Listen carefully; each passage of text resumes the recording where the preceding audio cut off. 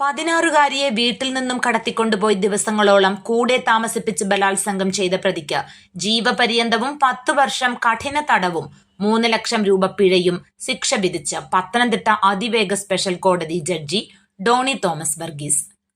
Kozhikode Valayanad Mankavu Kulambannada KC ഹൌസിൽ 29-കാരൻ ഫസിൽ ആണ് ശിക്ഷിക്കപ്പെട്ടത്.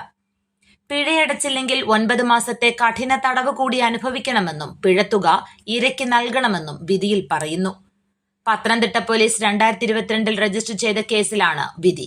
August 28-ന് വീട്ടിൽ നിന്നും കുട്ടിയെ പ്രതി വിളിച്ചിറക്കി നിർബന്ധിച്ച് കടത്തിക്കൊണ്ടു പോവുകയായിരുന്നു. കൂടെ പോയില്ലെങ്കിൽ വണ്ടിക്ക് മുന്നിൽ ചാടി മരിക്കുമെന്ന് ഭീഷണിപ്പെടുത്തിയാണ് കുട്ടിയെ കടത്തിക്കൊണ്ടുപോയത്. പത്തനംതിട്ട സ്വകാര്യ ബസ് സ്റ്റാൻഡിൽ എത്തിയ ശേഷം കായംകുളം റെയിൽവേ സ്റ്റേഷനിലും അവിടെ നിന്നും ട്രെയിനിൽ ചെന്നൈയിലും എത്തിക്കുകയായിരുന്നു. അവിടെ ഒരു ലോഡ്ജിൽ 31 മുതൽ സെപ്റ്റംബർ 1 വരെ കൂടെ താമസിപ്പിച്ചു.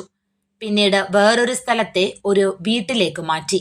അന്നു മുതൽ 10 വരെ ഒപ്പം താമസിപ്പിച്ച് ബലം പ്രയോഗിച്ച് പീഡിപ്പിക്കുകയായിരുന്നു. കാണാതായതിന് രജിസ്റ്റർ ചെയ്ത് അന്വേഷണം ആരംഭിച്ച കേസ് പിന്നീട് തട്ടിക്കൊണ്ടുപോകലിനും പോക്സോ നിയമത്തിലെ ബന്ധപ്പെട്ട വകുപ്പുകൾ പ്രകാരവും അന്വേഷണം തുടർന്നു.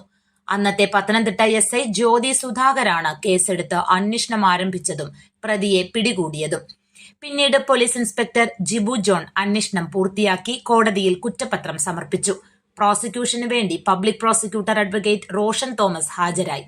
കോടതി നടപടികളിൽ ASI ഹസീന പങ്കാളിയായി. News bureau, Pathanamthitta.